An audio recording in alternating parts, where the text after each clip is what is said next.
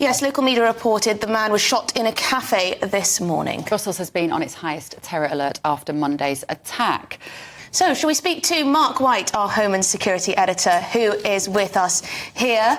Now, Brussels has had a number of terrorist attacks over recent years, 2014, 2016, 2018. It was the metro attacks where I believe 32 people were killed in terror. Islamist terrorism is not new to Brussels. No, it's grappled with an Islamist extremism problem for a number of years. In fact, the trial of those, or some of those connected to the attacks at Brussels airport and the metro system in Brussels in 2016 just concluded in recent days with very significant jail terms handed down to 8 individuals involved in those attacks. And there has been real concern across Europe about the potential for a response to what is happening in the Middle East at the moment. We know that Al-Qaeda, for instance, has put out messages of support for Hamas.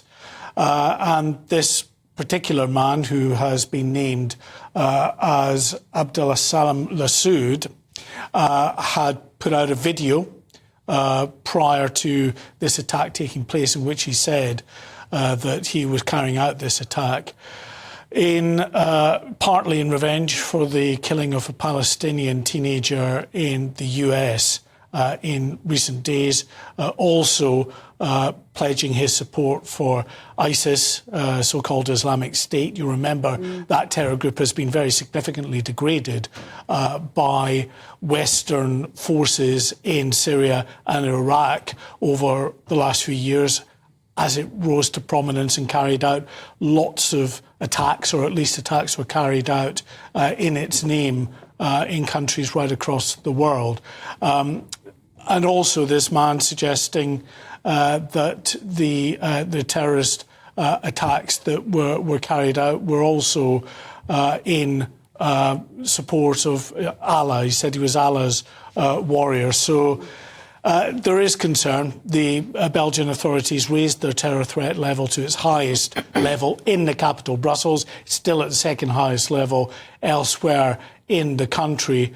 And we know that France is on a heightened state of alert. Here, it's slightly different. We're at substantial, meaning that a terrorist attack is likely, but it's not at severe. It was lowered to substantial some time ago now, and it's really up to the Joint Terrorism Analysis Centre, JTAC, to determine whether that level should be increased. There is no indication as yet that they are going to do that. What kind of things might inspire them to raise that threat level, Mark? Well, this is all kinds of things that we are not privy to. It's all of the intelligence that is being assessed by the security agencies in conjunction with Counter-Terrorism Command across the UK counter-terrorism network.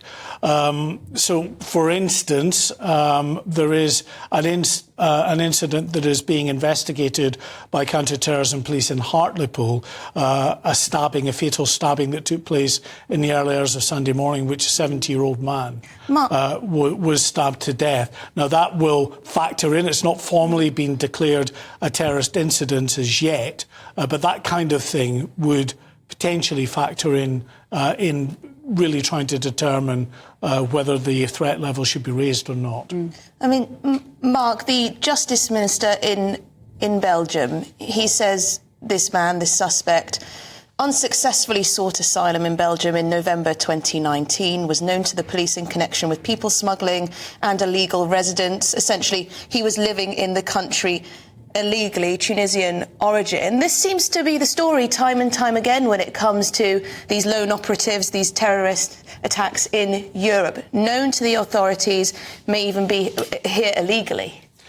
Yeah, I mean, not in every case is it linked to asylum seekers, we've got to say, but there have been a number of recent incidents that have been linked to asylum seekers. This man, clearly there were efforts to try to remove him from Belgium when that application for asylum was turned down in 2019, but he disappeared. He was being investigated by authorities for links to people smuggling as well, but he disappeared from the day-to-day sight of the authorities. And this happens quite a lot. There is an issue as well with people who've been turned down for asylum, and even though they might be known to authorities, they appeal and then they reappeal each time an application is turned down, and they can be in the country sometimes for years